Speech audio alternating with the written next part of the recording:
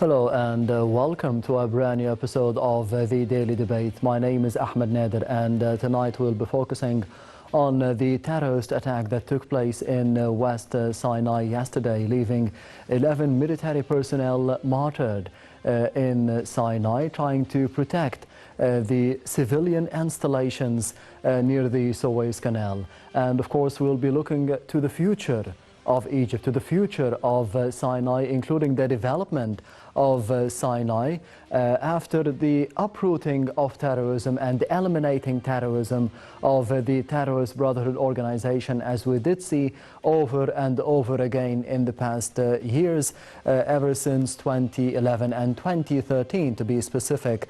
We will be trying to be uprooting terrorism in the near future, to be having the battle of development as well. And we will be focusing on the response of the people, the response of His Excellency President Abdel Fattah al-Sisi on social media, the response of the United Nations, the Arab League to the terrorist attack that took place in West Sinai on Saturday. We will be having a number of top stories that took place today, including the presidential activities of President Abdel Fattah al-Sisi regarding what happened yesterday. The number one top story for tonight comes from the meeting of President Abdel Fattah al-Sisi, which His Excellency chaired, of the Supreme Council of the Egyptian Armed Forces on Sunday. Presidential spokesman Bassam Radi announced in a statement that the meeting comes following a terrorist attack on a lifting station east of the Suez Canal in Sinai, which was thwarted by the military on Saturday. That was the number one top story for the daily debate for tonight, the meeting of President Abdel Fattah al-Sisi with the Supreme Council of the Armed Forces. The other top story for tonight comes from the United Nations, the African Union, and the Muslim World League, which condemned on Saturday or on Sunday the terrorist attack that was launched on Saturday in Sinai. The United Nations Egypt had tweeted extending its condolences on the passing of the soldiers and wishing the injured a speedy recovery. Chairperson of the African Union Commission, Musa Faki, condemned the attack, stressing solidarity with the families of the martyrs, the Egyptian chief of state, the government and the people. The Muslim World League issued a statement to condole with Egypt and assert the certitude that the attack would strengthen the country's determination to further the counter-terrorism work.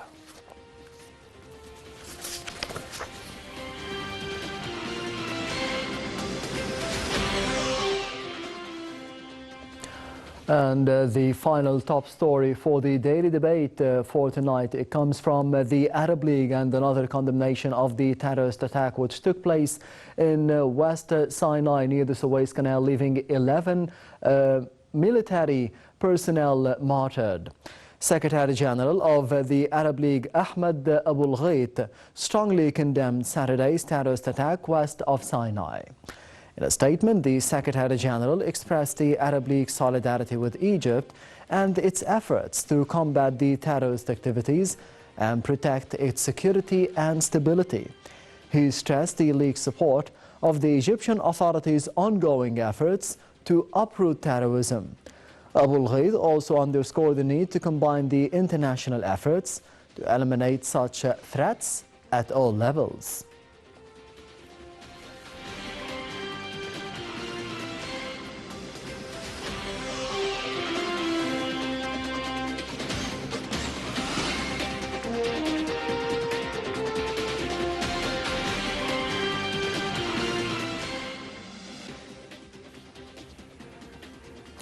We will be heading to the first report of the daily debate for tonight, and it comes from the morning of President Abdel Fattah al-Sisi regarding the terrorist attack which took place in West Sinai near the Suez Canal, leaving 11 military personnel martyred, including an officer.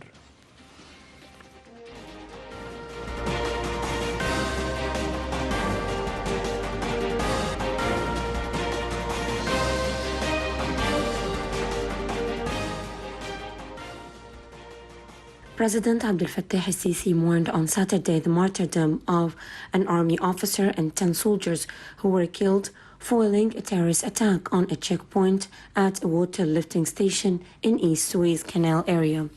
On Saturday evening, President al-Sisi said that the loyal sons of the nation were still responding to its call with courage and sacrifice, continuing in a unique self-denial and in belief in protecting the nation that will not be shaken. He vowed that such treacherous terrorist operations would not undermine the determination of the sons of this nation and its armed forces in uprooting terrorism completely.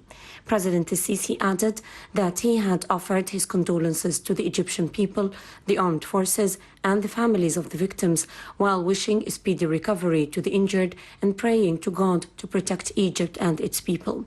The armed forces announced the attack by terrorists in the late hours of Saturday, adding that 5 more soldiers were injured in addition to those killed. In a statement, the army said that the remaining terrorists are currently being hunted down and are besieged in one of the isolated areas in Sinai.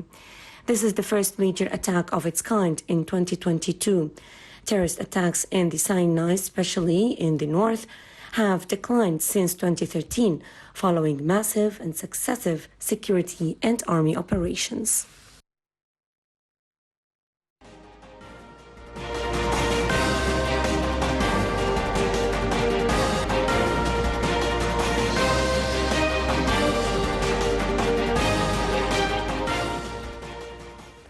Welcome back. You're still watching the Daily Debate. That was a report about the mourning of His Excellency President Abdel Fattah al-Sisi regarding the terrorist attack which took place on Saturday, leaving 11 military personnel martyred.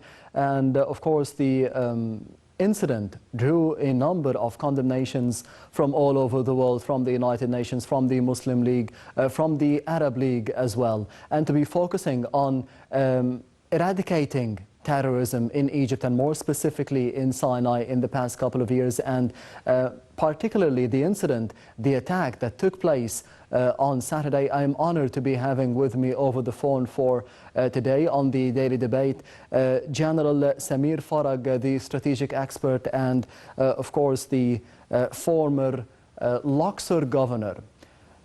سيادة اللواء Your Excellency, the General Samir Farag, a strategic expert and the former governor of Luxor. Can you hear me? Yes, yes, I can. Your Excellency, the General, how do you see this terrorist attack on the military personnel on Saturday?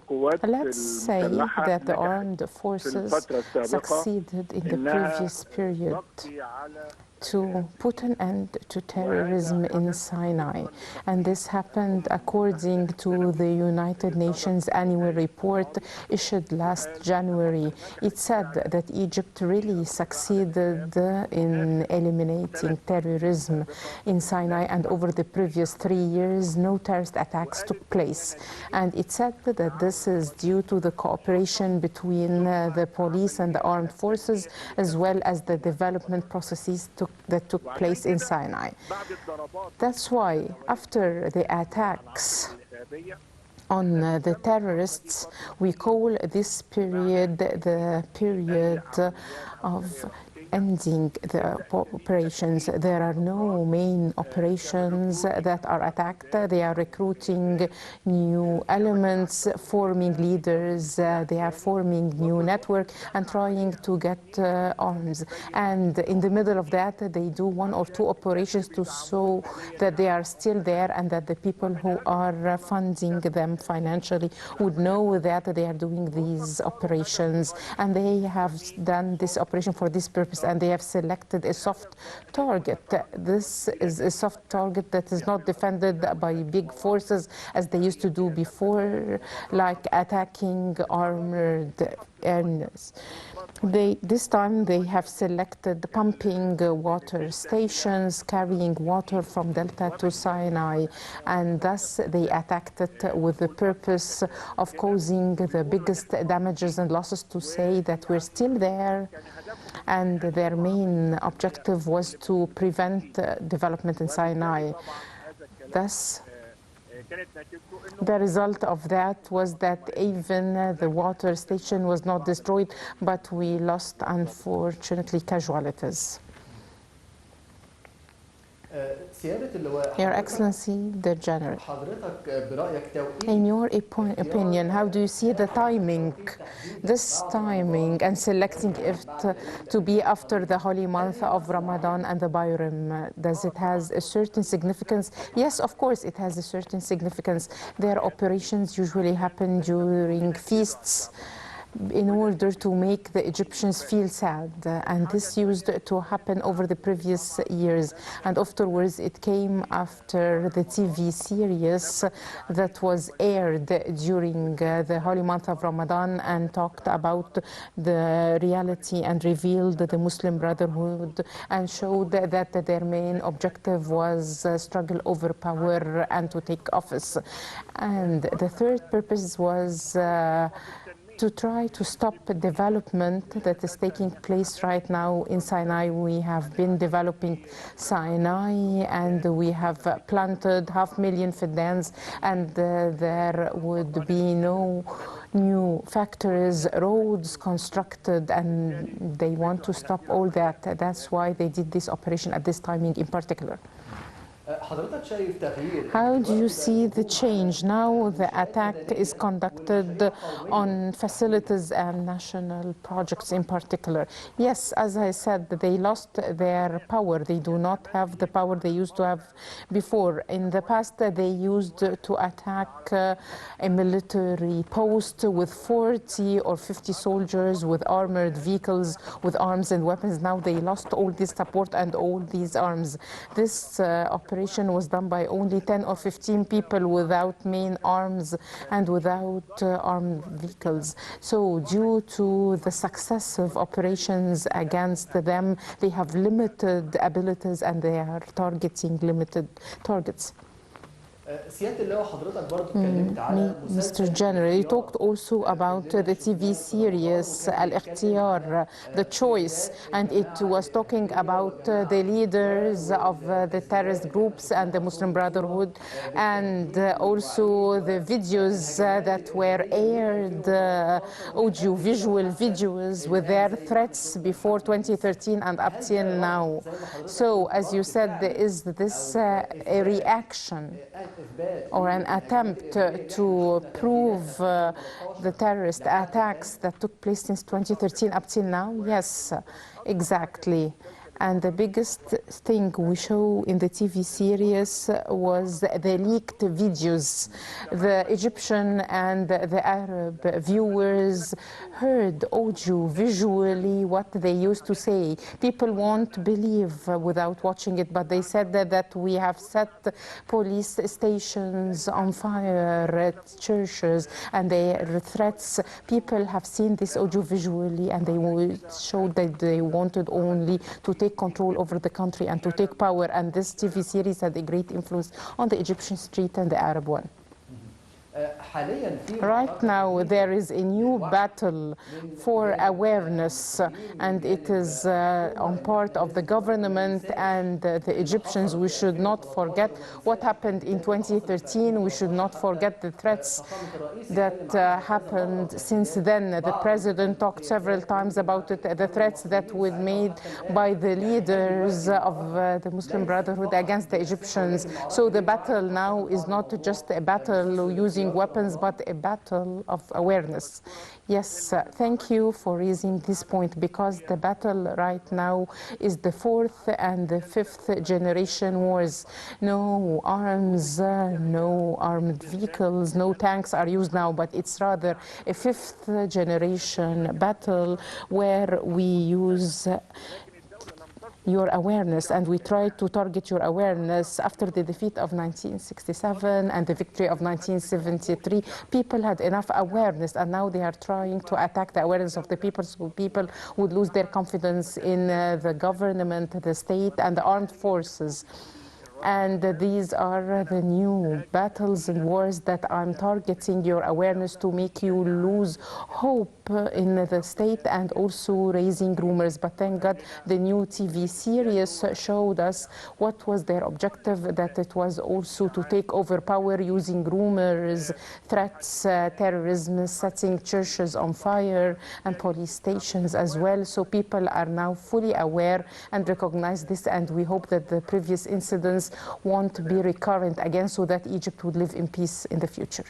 Mr. General, you said that the attack last Saturday was a proof that the terrorists lost all capabilities. In the past, we used to see them targeting people with a group of 40 or 50 individuals, but now they are targeting facilities and utilities and national projects.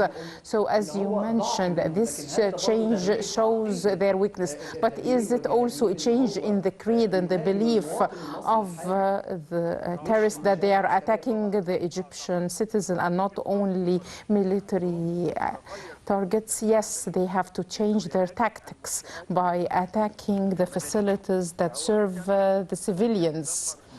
So if they were able to destroy this water station, the Narish and Sheikh Zouayed and all these areas would have been living without water for a long period, and people would start to ask where is the security, the safety. So these things would prove to the investors that they cannot invest in this country because terrorism is still there. So these are new tactics that they are trying to use because they lost their military power, and they are undertaking new measures to achieve their strategic terrorist goals. What do we need right now from the Egyptians, the government and the people? We need to be fully aware, to be cautious, and thank God we were saved from the previous period, and we were able to put an end to the brotherhood, and now we have a stable country. Of course, we have economic troubles like all other countries all over the world due to the Russian-Ukrainian war, and we need all to be united and to be patient. As we were patient during the exhaustion war over 6 years until we attained victory in 1973, we should do the same, to be united with the government and the state and to endure the coming pressures. And this is not the case in Egypt only, but all over the world. You can see what France, UK and US and the inflation rates in these countries. So we need to be patient, we need to be united with the government and the state to go through this period as we were able to overcome the pandemic COVID-19. Finally, how do you assess the Egyptian experience in fighting terrorism, especially under the leadership of His Excellency President Sisi? And if we talk also about the experiences of other countries in fighting terrorism, how do you see them, especially preventing financing terrorism? Of course, I would go back to the United Nations report, the annual report it issues. In this report, in 2 pages, they said that Egypt succeeded in terminating terrorism in Sinai, and they said that this is thanks to the efforts of the police and the armed forces and the Bedouins of Sinai, who were able to support the police and the military. And this report said that the development conducted by President Sisi in Sinai was the best weapon to fight terrorism there. So this is the best response, the UN report, and we were glad that over the past 3 years we did not see any single terrorist attack, and God willing in the future no terrorist attacks would happen after this attack, and we'll benefit from what happened this day, and development would get back to Sinai. God willing, Major General Samir Farag, the former governor of Luxor and the strategic expert, thank you for being with us today. Thank you. Thank you very much once again, General Samir Farag, the strategic expert and the former governor of Luxor. Will be heading to the second report of the daily debate for tonight, the morning and the condemnation of the other institutions from all over the world, the Arab League, the United Nations, the Muslim League as well, condemned the terrorist attack which took place on Saturday in West Sinai, leaving 11 martyrs. We'll be having more details in the upcoming report.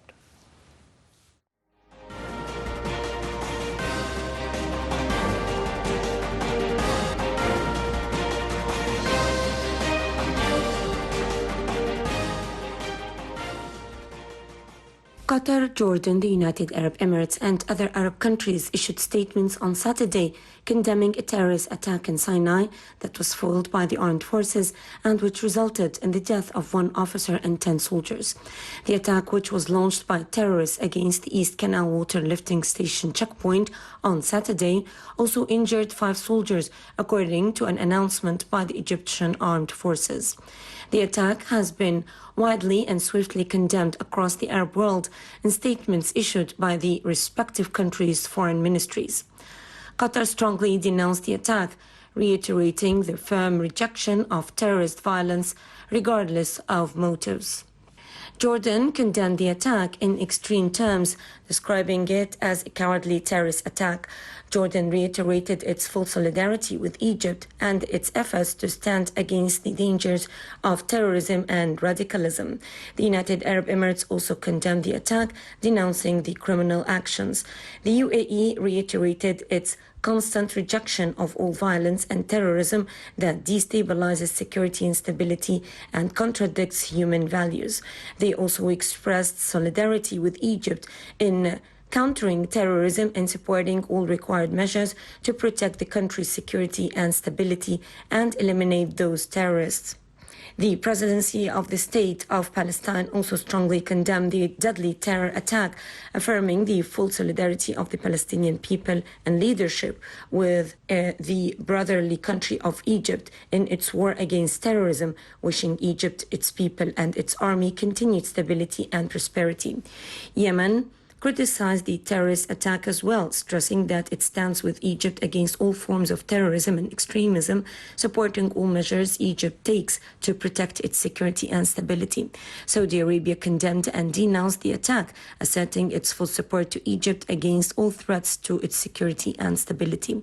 They also stated that the kingdom values the role of the Egyptian armed forces in standing against terrorism.